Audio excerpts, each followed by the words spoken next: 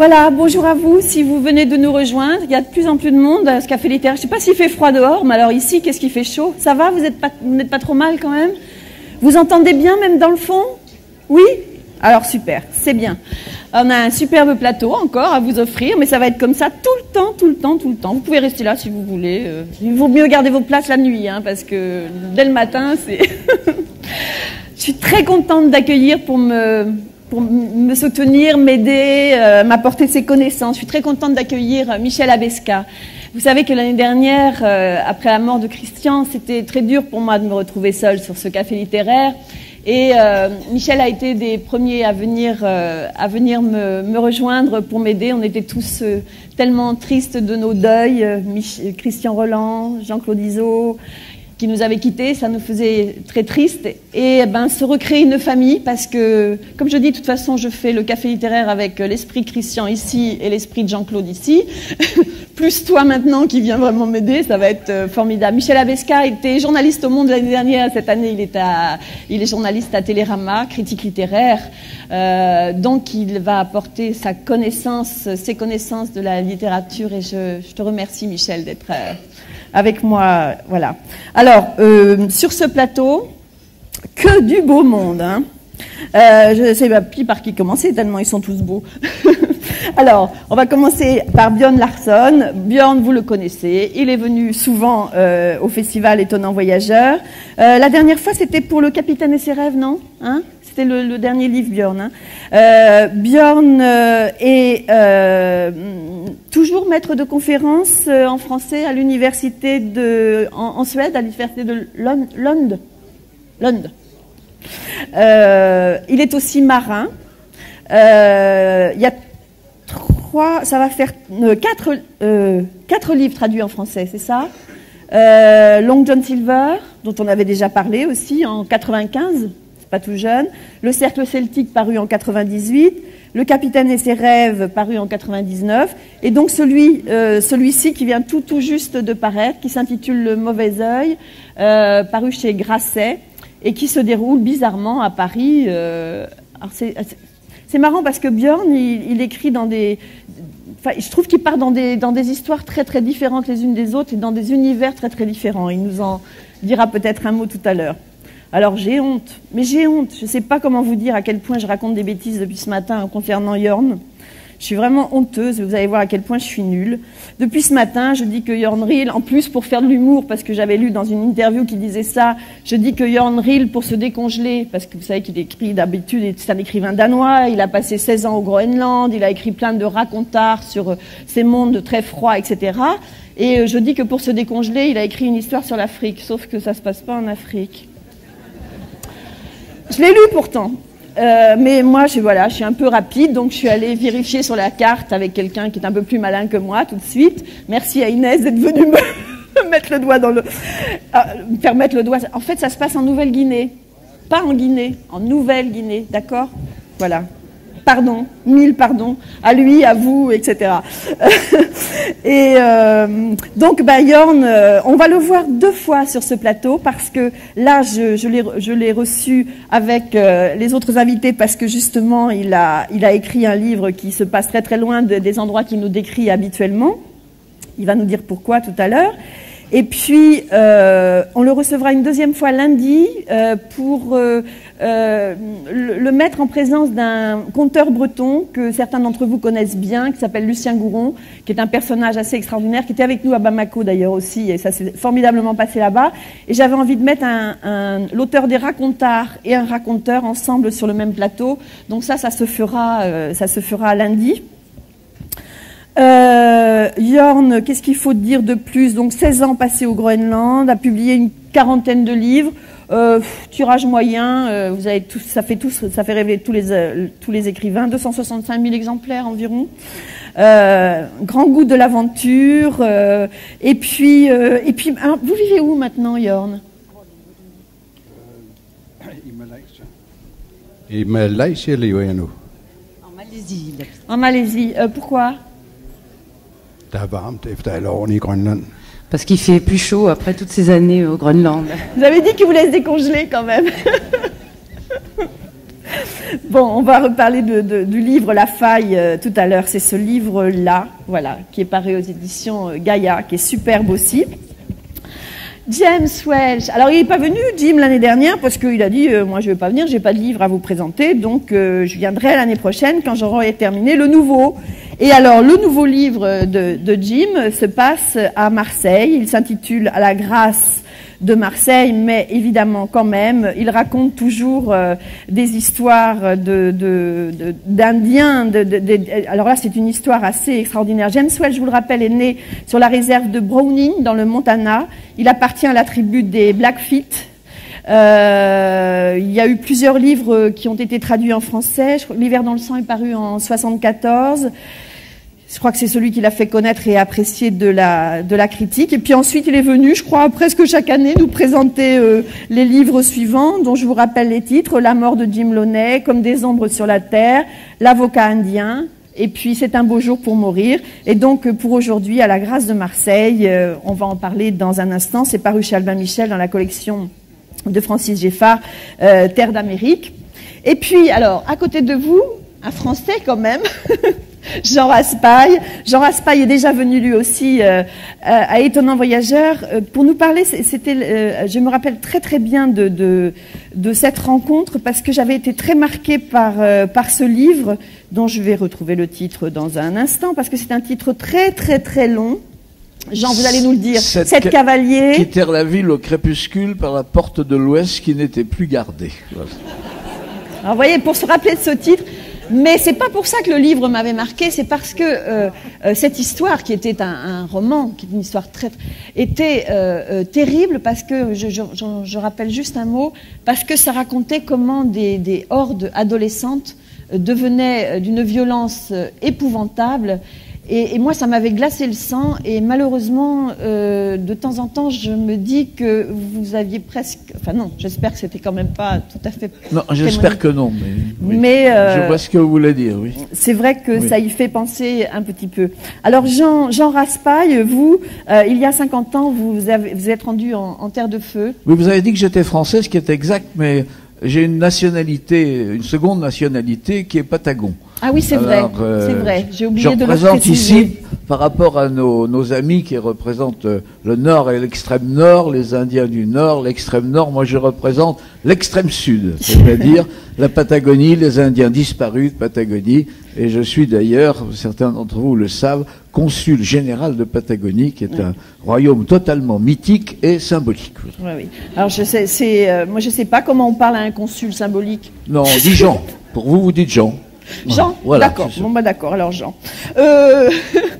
Michel, on commence. On n'a pas dit. On va commencer par Jean. Tiens. Hein.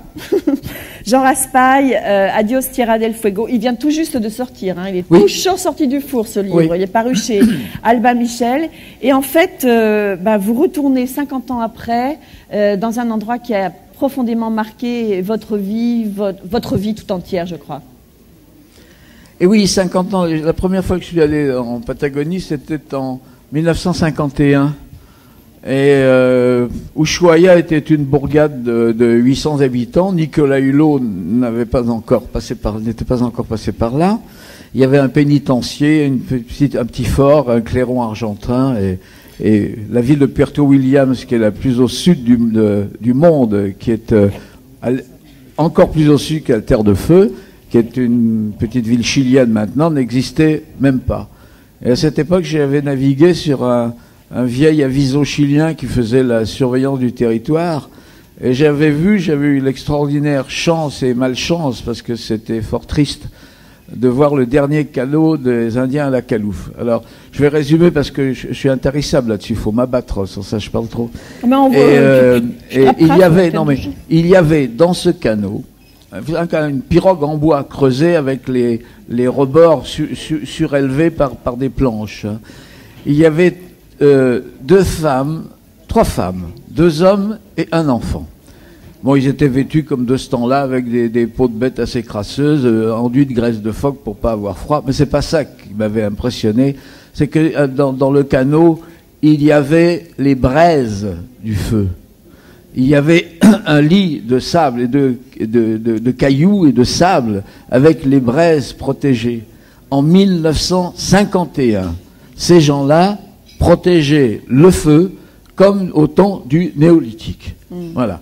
Et 2 ans après, ils avaient quasiment disparu. C'est le triste destin des 12 000 Indiens de Terre de Feu, les Onas, les Alakalouf et les Yagans, qui ne sont plus représentés, les Alakalouf, par 2 ou 3 Indiens métissés dans les canaux chiliens.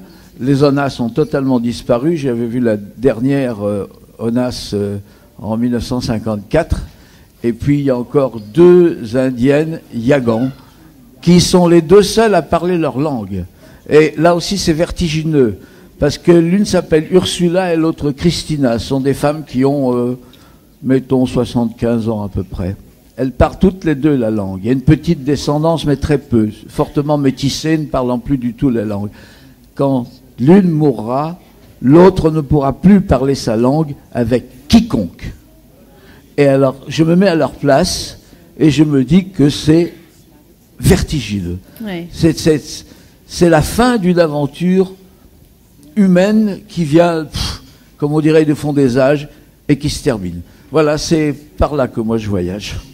Alors il y a des points communs avec le livre de James Welch, en fait, quand on lit ce livre. Bon, ben d'abord là c'est évident compte tenu de ce que vous venez de dire, puisque James Welch parle lui des Amérindiens et du sort qui est la difficulté pour essayer de continuer à faire vivre. Alors là, vous les populations dont vous parlez, elles sont carrément décimées, elles n'existent plus. Oui, mais elles étaient beaucoup moins nombreuses. Hein. Elles étaient beaucoup moins nombreuses. Mais ce que vous racontez, quand on va parler tout à l'heure du livre de James Welch, on va voir que c'est un peu le même sujet. À un moment donné dans le livre, vous racontez que ces Indiens Alakalouf, c'est comme ça qu'on dit, à la fin du 19e siècle, était en fait présenté comme une attraction, et c'est exactement le sujet du livre de James Welch, on va en parler. C'est-à-dire qu'il y avait un monsieur Maurice qui était un dompteur qui les présentait à Paris. C'était très exactement le grand cirque allemand Hagenbeck. C'est un peu postérieur, légèrement postérieur, je crois, au Buffalo Bill, le cirque de Buffalo Bill, mais c'était le même principe. Sinon que les Indiens que met en scène, c'est vrai d'ailleurs l'histoire James Welch, étaient quand même, ils avaient été engagés, ils étaient payés, tandis que les Indiens de la Calouf, les 5 qui ont été saisis, ont été enlevés. Et on leur a fait des faux contrats bidons, les pauvres Indiens savaient même pas, ils savaient ni lire ni écrire, ils ont été enlevés, ils étaient promenés comme des bêtes sauvages. Et ils étaient autant isolés, si vous voulez, que le héros de James Welch, mais encore plus parce qu'il n'avait pas de consul comme le héros de James Welch. Il y a un consul américain qui vient s'intéresser à ce malheureux qu'on a oublié à Marseille, tandis que eux, ils étaient complètement abandonnés. D'ailleurs, ils sont tous morts dans des hospices pour indigents et l'histoire a été complètement oubliée. Et ils étaient présentés évidemment comme des sauvages, la famille d'anthropophages de Terre de Feu, c'est comme ça qu'on les vendait. En fait. Alors qu'ils n'ont jamais été anthropophages en fait, mais on les obligeait à manger de la viande de cheval ou des choses comme ça, alors qu'ils n'en avaient pas du tout envie, ils n'étaient pas anthropophages.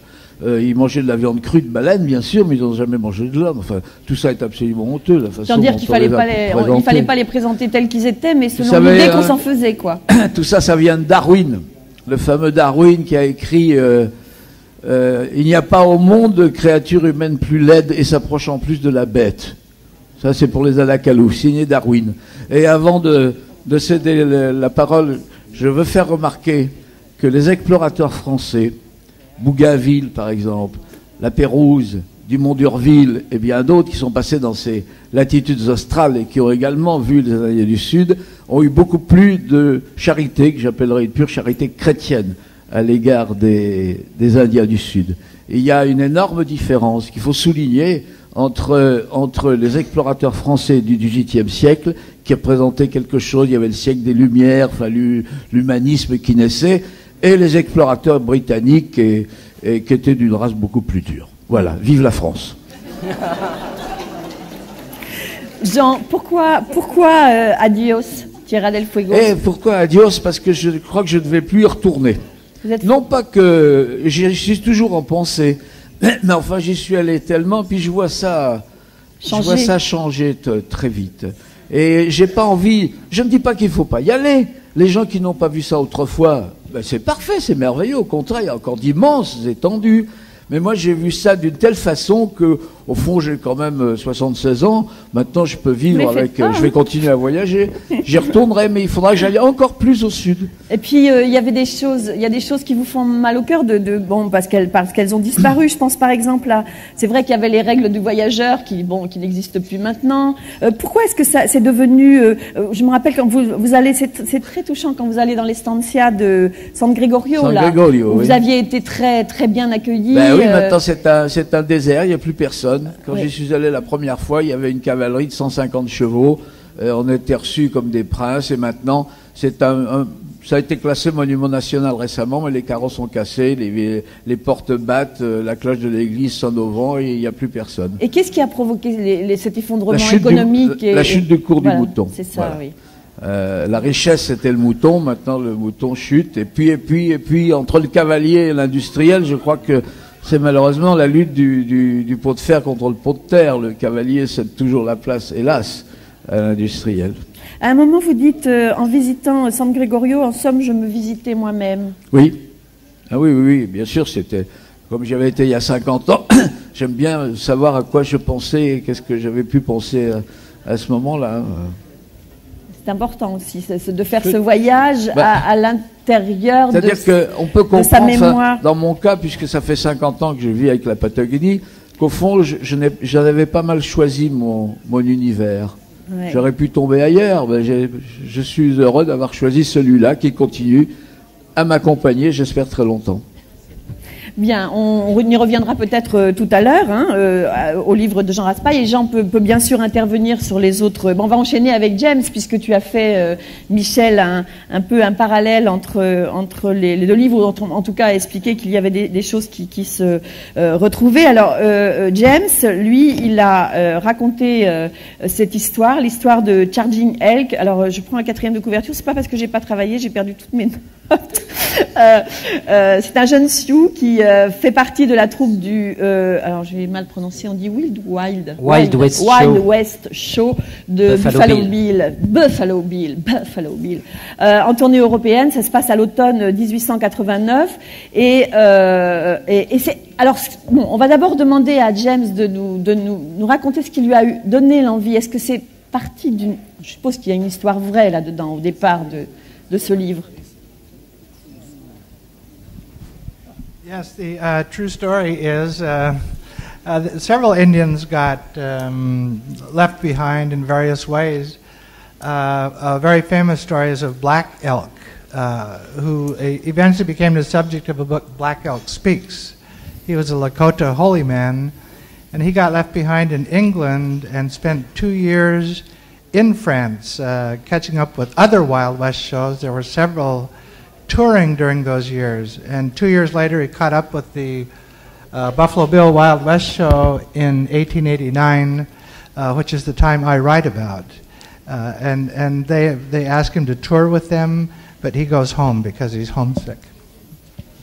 Oui, en effet, il y a eu plusieurs Indiens qui ont été comme ça largués, qui ont été perdus, et notamment Black Elk, qu'on connaît, d'ailleurs il y a les livres de Black Elk parle, qui a été abandonné en Angleterre et puis qui a ensuite, au bout de 2 ans, il a rejoint la France, il a suivi les Wild West Shows et finalement il a pu les rejoindre en 1889. On lui a demandé de rester avec eux, mais il avait la nostalgie du pays, alors il est retourné aux États-Unis. Parce que ce qu'il faut peut-être dire quand même d'un mot pour que tout le monde puisse comprendre, c'est que, en fait, en 2 mots, le début de l'histoire, c'est donc un jeune Sioux qui est emmené en Europe pour faire une tournée qui s'appelle donc le Wild West Show, qui était organisé par Buffalo Bill. Et en fait, on les présente là. C'est pour ça que je disais que ça rejoignait un peu ce que raconte Jean Raspail aussi dans son livre. On leur fait jouer le rôle de l'Indien sauvage qui scalpe, qui poursuit les bisons. C'est vraiment un numéro de cirque. Et, sauf qu'ils en sont quand même, ils sont quand même assez fiers. Ils sont payés, ils jouent leur rôle, mais enfin, on voit bien, en plus, Buffalo Bill, qui était quand même un grand tueur d'Indiens, un massacreur de bisons, qui ensuite réutilise les Indiens pour les montrer comme des bêtes de cirque dans une tournée européenne, et en plus pour les présenter justement comme des sauvages et faire vibrer le bon public devant ces sauvages horribles, etc. C'est quand même quelque chose. Et alors, le début de l'histoire, parce que bien sûr, faut pas tout raconter, l'histoire est passionnante, c'est que il y a donc un jeune Sioux qui s'appelle Charging L, Élan qui charge, qui, au cours d'une représentation à Marseille en 1889, tombe de cheval pendant la représentation, se blesse, et puis il se réveille à l'hôpital. C'est le début du livre. Il se réveille à l'hôpital, et en fait, le show est parti, elle l'a laissé là. Et lui, il se retrouve là tout seul à Marseille. Il va falloir qu'il s'intègre. Bon, c'est évidemment extrêmement difficile, c'est ce que raconte le livre. Et en plus, il n'a pas vraiment la possibilité de rentrer chez lui, parce que chez lui, à ce moment-là, c'est la grande catastrophe, puisque les Blancs ont définitivement gagné. Il n'y a plus de bisons. Les territoires indiens ont été réduits à... Ils vivent dans les réserves. Ils vivent dans les réserves, et il n'a pas non plus envie de retourner vers ça. Donc c'est un livre sur l'exil, le déracinement, absolument passionnant. James va nous expliquer un petit peu. Donc, c'est l'histoire. Si, comme il le disait tout à l'heure, on le trouve, hein, le personnage dont il parlait à l'instant, on le voit revenir dans le show à un moment après ses 2 ans d'absence, puisqu'il a été lui aussi abandonné avec 2 autres, je crois. Et ce qui est étonnant, c'est de se dire que bon, ces hommes qui faisaient le spectacle, etc., comment pouvaient-ils les abandonner comme ça, Buffalo? Parce qu'il apparaît comme un personnage plutôt sympathique dans le livre. Vous n'êtes pas méchant avec lui, James. Et moi, je trouve qu'il est odieux quand même. Well, the Indians were treated like the buffalo, like the bison, like the horses. They were savages, and at that time, I think people didn't think they were quite humans. They certainly weren't American citizens. At that time, they were considered wards of the government to be taken care of. And so it's a complication when Charging Elk finally gets lost and attempts to find his way home. He has no papers, no passport. And so, but I think Buffalo Bill used the Indians like he would use animals, and didn't really care that much about them, but only as commodities to be used. Oui, en fait, les Indiens étaient utilisés un peu comme le bison, un peu comme les chevaux, comme des animaux. Beaucoup de gens se demandaient vraiment s'ils étaient tout à fait humains à l'époque. Ils n'étaient pas des citoyens américains. Ils étaient à la charge du gouvernement. Et Charging Elk, quand il s'est perdu, il n'avait ni papier ni passeport. Et Buffalo Bill se servait de toutes ces personnes comme on se sert du bétail, comme des animaux, comme une denrée, comme une chose dont on se sert pour le commerce. Il y a une chose, moi, qui m'a passionné dans le livre et qui est un peu nouvelle par rapport au livre précédent, c'est qu'il y a le double point de vue de l'exotisme. C'est-à-dire qu'il y a, bien sûr, le regard des Marseillais de la fin du 19e siècle sur cet Indien, qui le regarde comme totalement, effectivement, dans le sauvage, etc. En plus, il a une stature. Et voilà, il est grand, il a des grands cheveux noirs qui lui tombent jusqu'en bas du dos, il est très costaud, il a la peau très brune. Mais il y a aussi l'autre point de vue, et ça c'est très intéressant. James Welch montre comment, lui, l'Indien, perçoit ce monde de Marseille à la fin du 19e siècle. Et là, c'est très intéressant aussi, parce que d'un seul coup, là, pour lui aussi, tout ça est totalement exotique et totalement alien. Et ça, moi, j'ai trouvé que c'était vraiment intéressant, cette confrontation, je trouve qu'il le montre très bien, des deux exotismes. Il y a les deux points de vue dans le livre cette fois-ci. Well, I thought it was just as important. I think it was easy for me to get inside of Charging Elk's head, mainly because when I come to France, I don't speak the language and things are quite confusing for me. So I think I was more sympathetic to Charging Elk's point of view. But to see how the French people of the turn of the century Marseille looked at Charging Elk was equally as interesting to me, because he would have been a very exotic creature. Even in a port city full of many exotic people, he would have stood out. And so it was important for me to portray how he would look to them and how they would look to him. So it was a balance, I think. Oui, c'était pour moi tout aussi important de présenter les deux points de vue.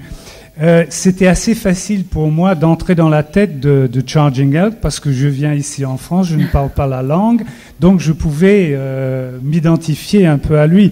Mais il me semblait également important de voir comment les Français pouvaient percevoir ce élan qui charge. C'était très intéressant parce que de toute manière, étant présent dans la rue comme ça, il était grand avec ses cheveux noirs, comme vous l'avez dit. On pouvait le constater, mais je devais aussi tenter de voir ça de l'autre côté. Alors justement, c'est intéressant de savoir comment vous avez fait, parce que ce Marseille du 19e siècle, il a disparu. D'ailleurs, pour nous, aujourd'hui, au début du 21e, il est exotique aussi. Comment vous avez travaillé pour reconstituer? Parce que ça, c'est très intéressant. Je dirais même que pour nous, on apprend plein de choses sur Marseille à la fin du 19e siècle aussi. C'est très intéressant. Comment vous avez travaillé? Well, I talk to people through an interpreter, my wife, who can speak French very well. Ouais, on l'a entendu tout à l'heure, Loïs. And I read a lot, including we went to Marseille 4 different times and did research in the archives, studying old newspaper articles. We recovered the death certificate of an Indian who actually died in Marseille, a man named Featherman, and is buried there in the indigent section of the largest cemetery in Marseille. So just putting all of this stuff together, trying to find details that would recreate Marseille of turn of the century, it just all seemed to come together very naturally. Bien entendu, j'ai parlé à beaucoup de personnes à travers ma femme Loïs, qui parle très bien français, que vous avez vu tout à l'heure. J'ai lu beaucoup, nous sommes allés 4 fois à Marseille, nous avons consulté les archives, les journaux, et j'ai même trouvé le certificat de décès d'un Indien qui s'appelait Featherman, et qui est enterré dans le cimetière pour les pauvres à Marseille.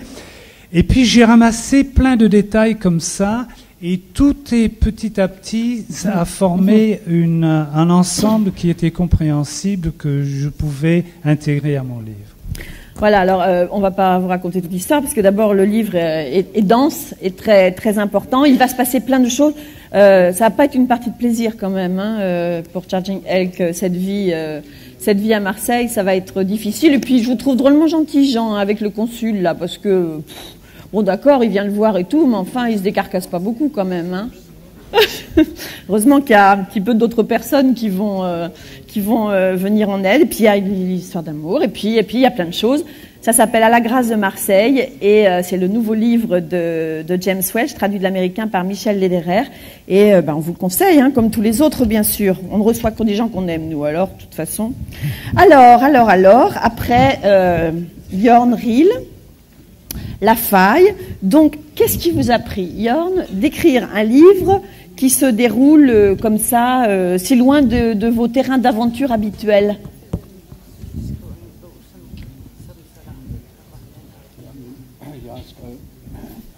Jamen, jeg har skrevet mange bøger langt væk fra Grønland. De er bare ikke oversat til fransk.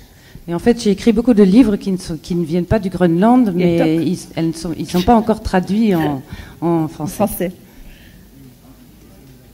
Et alors, celui-ci, pourquoi la Nouvelle-Guinée?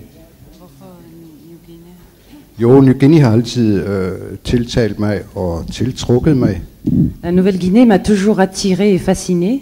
Da jeg første gang forsøgte at komme derop, det var i 60'erne, der var det lukket land, man havde lige slået Michael Rockefeller ihjel.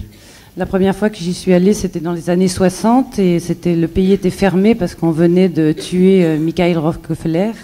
Og man ville ikke have det samme sket med mig. Et on ne voulait pas que la même chose m'arrive à moi. Så vendte jeg tilbage en del år senere og kom op i højlandet, blev fløjet op af en buspilot illegalt inde i det interiøre højland. Et donc j'y suis revenu quelques années plus tard,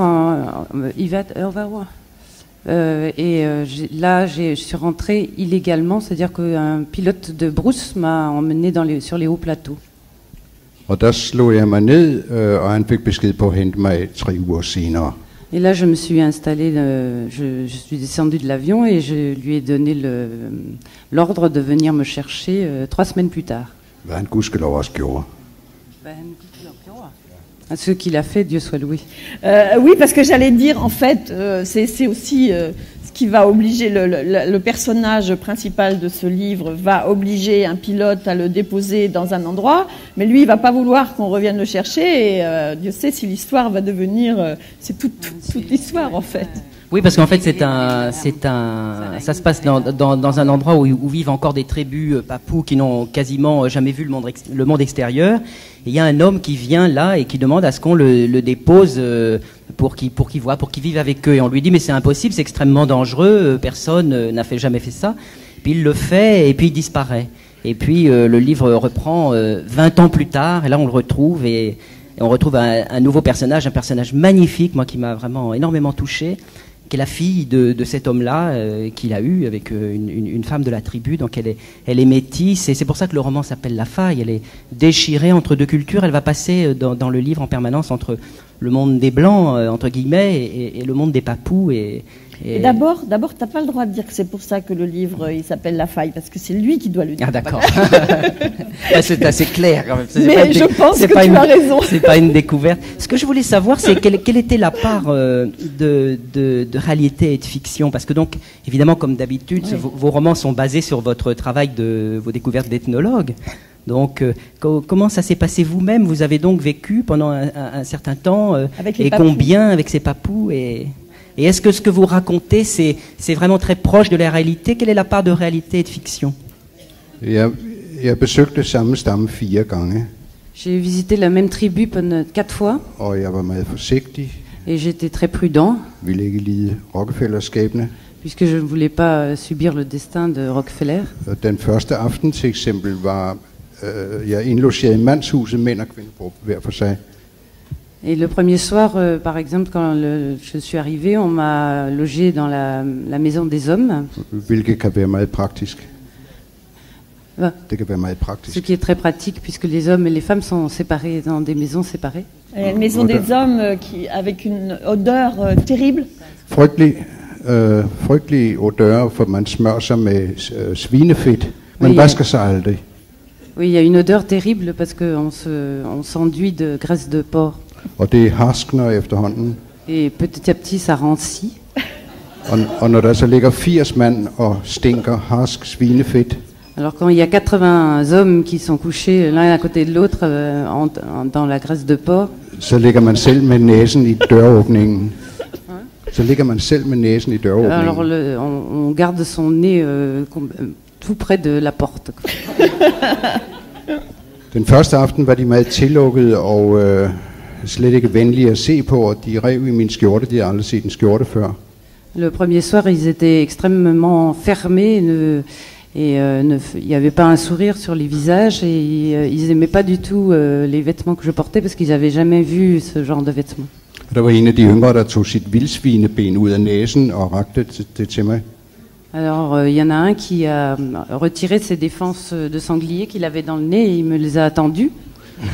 Og jeg beklagede jo meget, jeg havde ikke hul i næsen, så jeg kunne ikke bruge det. Et j'ai dû regretter beaucoup, mais je n'avais pas de trou dans le nez, donc j'ai pas pu les mettre. Men så var der en af de ældre krigere, som rakte bagud og tog et penisfodral frem. Mais alors il y a un des plus vieux guerriers qui a tendu la main en arrière et qui m'a tendu un étui pénien. Oui. Og der kunne jeg ikke undslå mig, jeg havde den attrap, der skulle til. Et là, je pouvais pas refuser puisque j'avais ce qu'il fallait pour.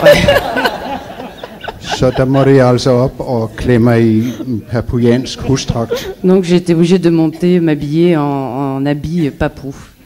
Og efter det så steg stemningen, og vi blev vældige venner. Et après l'ambiance s'est beaucoup améliorée et nous sommes devenus amis. Og jeg følte 4 gange jeg kom derop, at jeg faktisk var ganske velkommen. Et la 4e fois que j'y suis montée, je me sentais tout à fait bienvenue.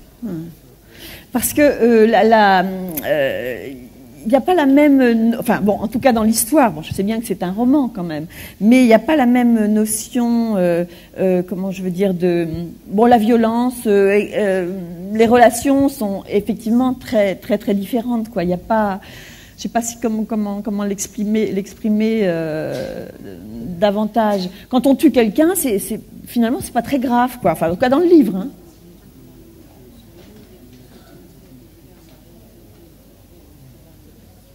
Ja, det er jo nærmest et uheld, hvis man kommer til at slå nogen ihjel i krig. Oui, pendant les guerres, si on tue quelqu'un, c'est plutôt un incident, en fait, c'est un accident. Oui, det meste krig, det er en slags show-off, hvor man viser sine paradisfulde fjer frem, sine store penisfodraler og det hele taget sin skønne bemaling.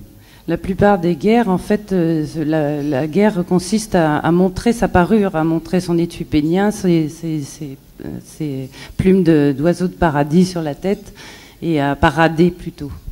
Og da papuanerne ikke kan lide vand, så går de hjem, hvis det regner. Et comme les papous n'aiment pas la pluie, quand il pleut, ils rentrent. Bah alors, l'histoire donc raconte, ça raconte l'histoire d'un monsieur qui finalement est, en fait, est pas un type extraordinaire. Il est décrit là dans le livre par le docteur Horton qui va faire sa connaissance quand il va arriver dans cet endroit, et il dit bon, c'est un petit gringalet. Je l'ai accompagné à la mission où on lui a donné une des chambres d'hôtes, le genre de type soigné, avec une chaîne en or autour du cou, un médaillon et Dieu sait quoi encore, bien élevé quoi, mais un peu trop tiré à quatre épingles. Alors en plus, le docteur Horton, je l'aime bien moi ce personnage aussi, il est sympa. Et alors il y a les prêtres, il y a les missionnaires qui sont là. T'aurais dû voir les deux prêtres en visite chez Anne Muller, dit-il à sa femme. Ils se sont jetés sur lui comme de vrais perroquets, voulant à tout prix avoir des nouvelles du grand monde, comme s'ils étaient isolés dans cette vallée depuis des années. Moi je te dis, rien qu'un petit morveux, il ne m'arrive même pas à l'épaule. Et puis en fait, cette première impression changera, puisqu'ils deviendront quand même, ils auront des relations un peu plus. Mais alors, ce petit bonhomme, Louis Schultz, qui paraît un peu gringalet comme ça, a en fait une grande idée derrière la tête. Et c'est toute l'histoire. Ja, det er en del af historien. En anden del, det er hans datter, den datter, han efterlader sig. Det er jo en anden del af kløften. Oui, c'est une partie de l'histoire sur lui, mais l'autre partie c'est sur la fille qu'il va avoir et qui est l'origine du nom de La Faille, titre. Nej, det jeg bare vil sige, det var, at hun foretager sig jo et sidste spring, kan man sige, ud i livet, men om hun kommer over eller hun falder ned, det ved vi ikke. Parce qu'à la fin du livre, cette fille va effectuer un saut, un grand saut au-dessus d'une faille. Et est-ce qu'elle va vivre ou est-ce qu'elle va mourir, on ne le sait pas. Chacun décide Moi, je sais que moi je la fais vivre parce que je l'aime bien aussi. Toi aussi, Michel. Ce qui est très intéressant, d'abord, ce que je trouve de très très réussi, c'est comme tous les livres de Jörn Riehl, c'est que ce sont effectivement des livres d'un ethnologue au départ, donc il y a toute une réalité à l'origine du roman, et on sait bien combien c'est difficile, c'est comme dans le roman historique, et combien souvent les gens qui se lancent dans l'ethno-roman, dans le roman historique, sont souvent écrasés par la matière, et puis c'est au détriment du romanesque, et ça fonctionne plus ou moins bien. Et là, une fois de plus, parce que c'est vrai que c'est vrai de tous les livres de Jörn Riehl, ça fonctionne merveilleusement. Donc c'est un roman, c'est bien écrit, et puis on y apprend des choses passionnantes. Puis surtout, je trouve que ça donne une distance extraordinaire par rapport à notre propre mental, par rapport à notre propre civilisation. On ne regarde pas du tout les choses de la même manière à la fin du livre, je trouve. Vous voulez dire quelque chose, Jean ? On a prononcé le mot d'ethnologie, alors je voulais demander à James Welch s'il se souvient de cette phrase de l'écrivain amérindien, comme on dit maintenant, enfin indien, qui s'appelle, je crois, pardonnez ma prononciation, Vine Deloria. Et il a écrit, pardonnez-moi monsieur, il a écrit « Les ethnologues ont fait plus de mal aux Indiens que toute la cavalerie des États-Unis ».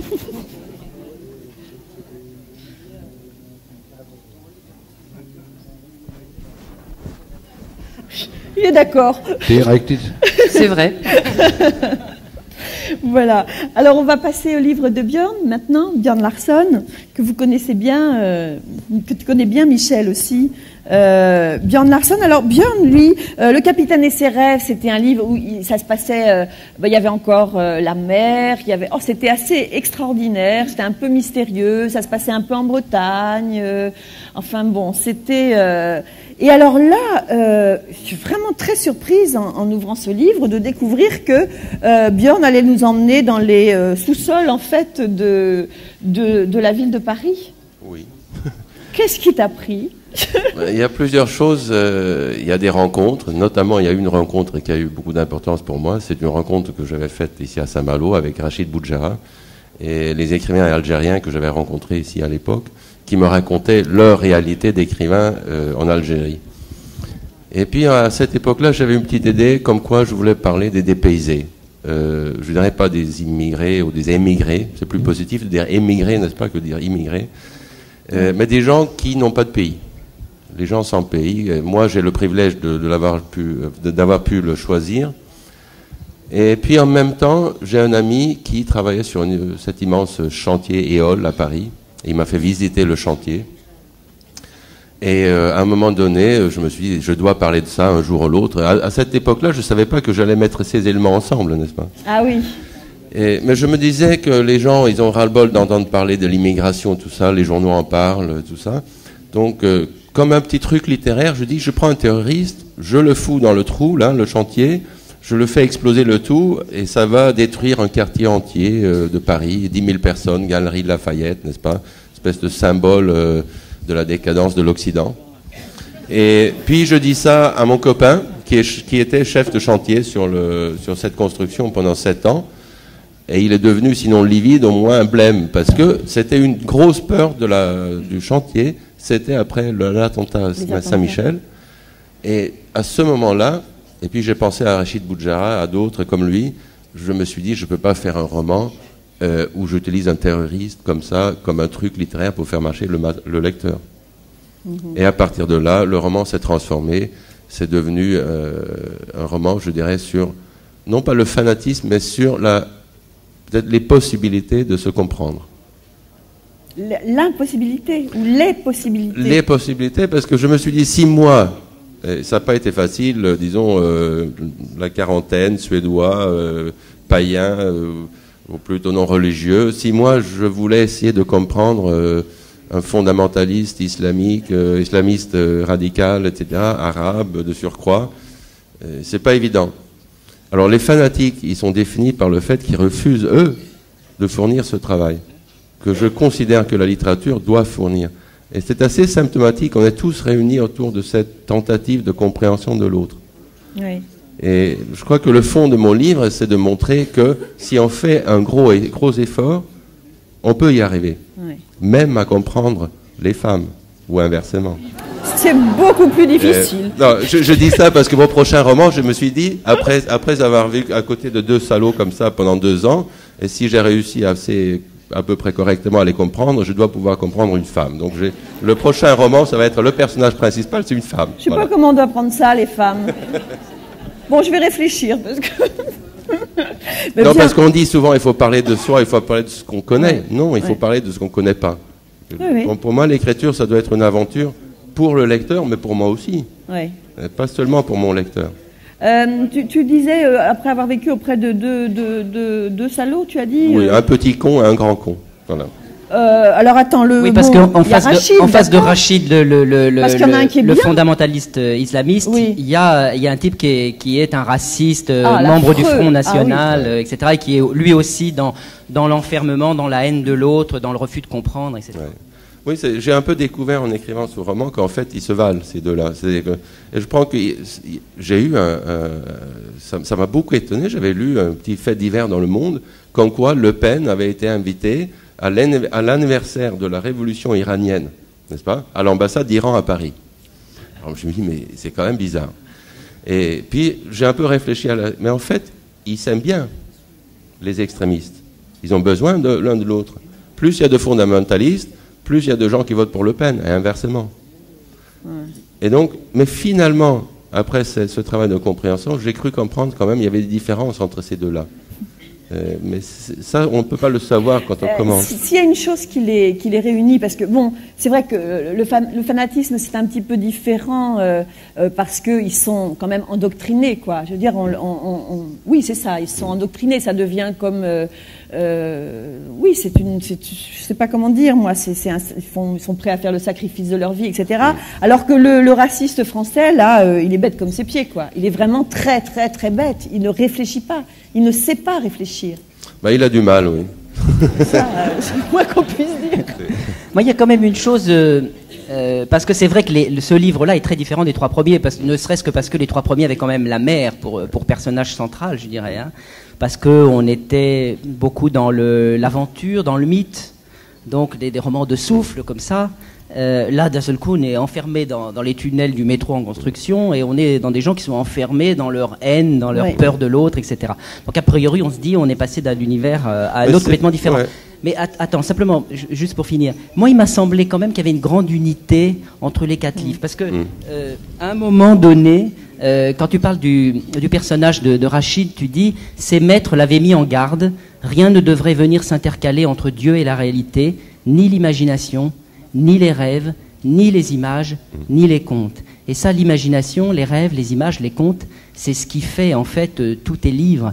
Tous tes livres sont en fait un hymne aux rêves, aux contes, à l'imagination, qui donne la liberté en fait individuelle.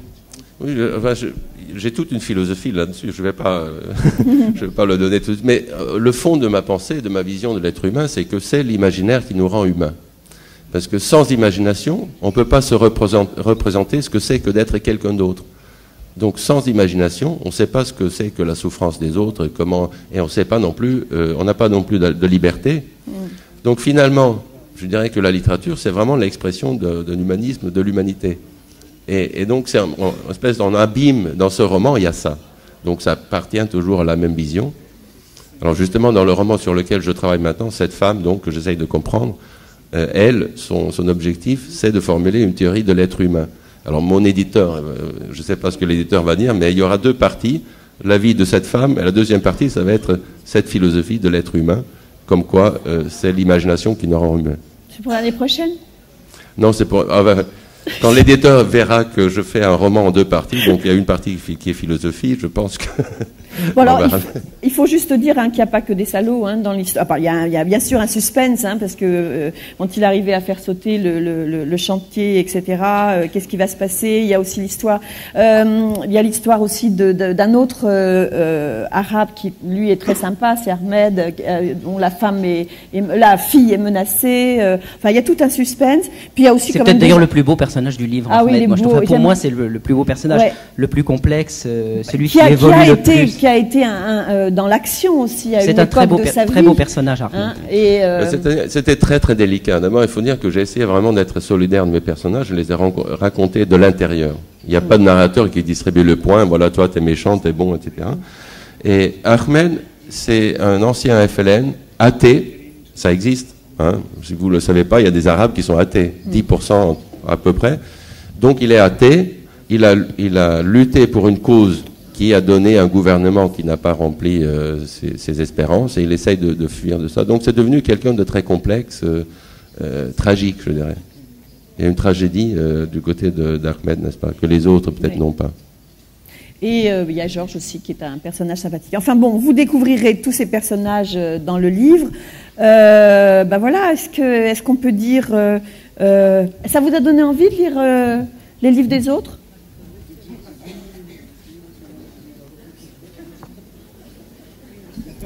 Yes. Vous seriez drôlement embêté, si vous... c'est difficile de dire non. Ça vous a donné envie de lire leur livre? Alors, ça va. Bien, il a lu celui de oui, la moitié. Donc, Björn Larsson, c'est Le Mauvais Œil, paru chez Grasset. Jörn Riel, c'est La Faille, paru aux éditions Gaillard. Vous savez, ce sont ces pages roses, là. C'est des livres roses qui sont très reconnaissables. Jean Raspail, Adios Tierra del Fuego, chez Albin Michel. James Welch, À la grâce de Marseille, chez Albin Michel aussi. Et ce sont des livres qui vous emportent, qui vous font voyager, qui vous font rêver, qui vous font peur, qui vous font réfléchir, comme tous ceux qu'on présente ici. Ils en sont vente formidables. dans toutes les bonnes pharmacies. Et on remercie Inès et on remercie David. Et à tout de suite pour un autre plateau qui va s'appeler Traversée.